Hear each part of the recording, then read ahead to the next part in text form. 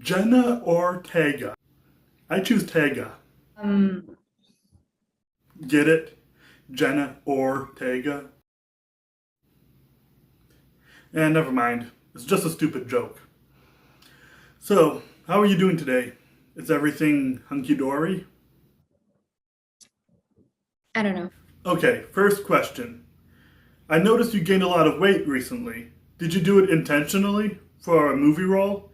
Or do you just have an eating disorder? I feel like the weight was more in performance and what I was going to do to carry this story that is incredibly timely and sensitive. But don't you find it tiring how Hollywood always makes actors lose and gain weight all the time? Yeah, that gets a bit tiring. So, I understand you're a flat earther now. So I had a lot of months of like just sitting around researching the topic. And of course, you've been hanging out with Wiz Khalifa recently, who I'm sure has influenced your belief. And we hung out once, So, what other flat earthers have you been hanging out with? like Shailene Woodley, who I've always had incredible respect for. I don't know who that is, but you do you, I guess. But like you said, it was so nice. I never said that, but whatever. Um, Um, okay, let me put it this way. If the Earth has been flat for its entire existence, then where does the round Earth mindset even come from?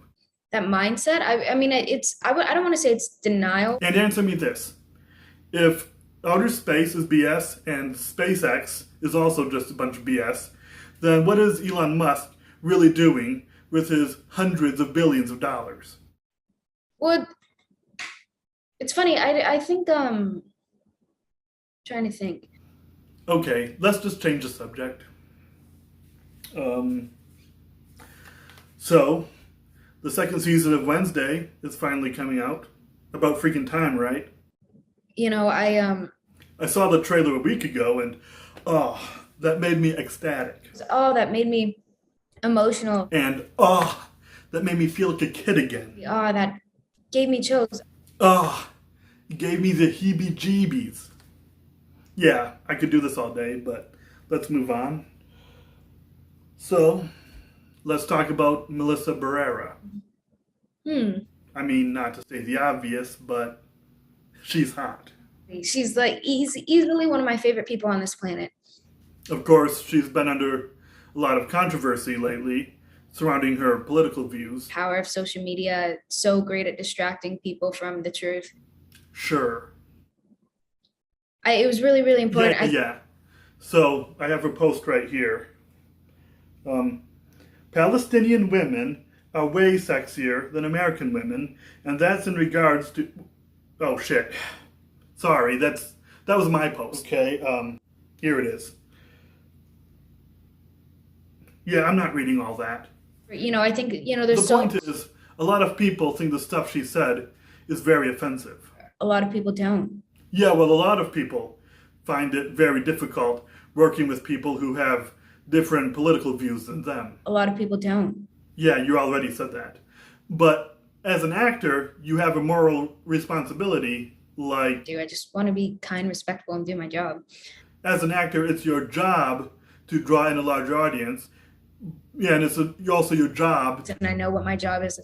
Anywho, we should start wrapping this up. It really, really upsets me. And even thinking about it and hearing about things that are happening today, it's so frustrating and so because until somebody enforces change or does something to stop this awful epidemic that we have going on in our country, it never will. And people have this outrage online and freak out, thoughts and prayers, and then a week later it's forgotten. 2 weeks later, nobody cares anymore. 2 weeks later, it's the next one. You motherfucker! Oh, sorry. I have narcolepsy. And it's just kind of awkward. Like I said, we should start wrapping this up. But before you go, I wanted to apologize for last week. But, When I ran into you at the grocery store and asked you out on a date. it was actually awkward. And Yeah, and I admit, when you first turned me down, I was a little bit hostile. and And I'm also sorry for, you know, when I said women have it so easy these days. And I think that is really triggering. I mean, I think that word is a little bit overused these days, but again, I'm sorry. Because it was a bit awkward and a bit, you know. Yeah. And I get that. Totally.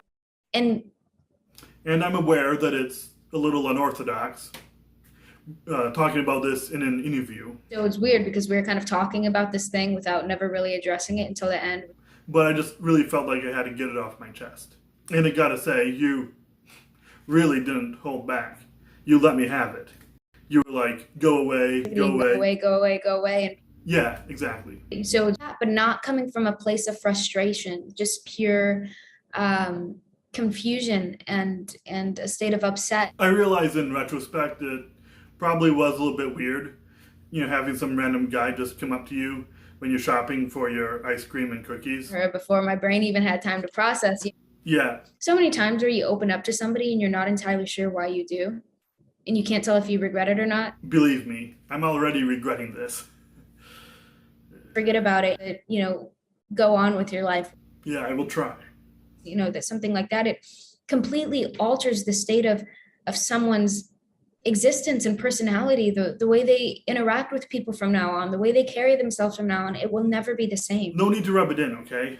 You know, so it's like there's all these excuses that you make up in your head as to why you don't deserve something or why you don't get something. When you spend so much time with yourself, or you're so focused on whatever it is that you're going in your life, you're not understanding other areas of your life that you're neglecting. And I may be wrong when I say this, but you don't realize the negative. Jeez, what are you, my psychiatrist? Come on. I already told you I'm sorry like a billion freaking times, okay? You know, screw this.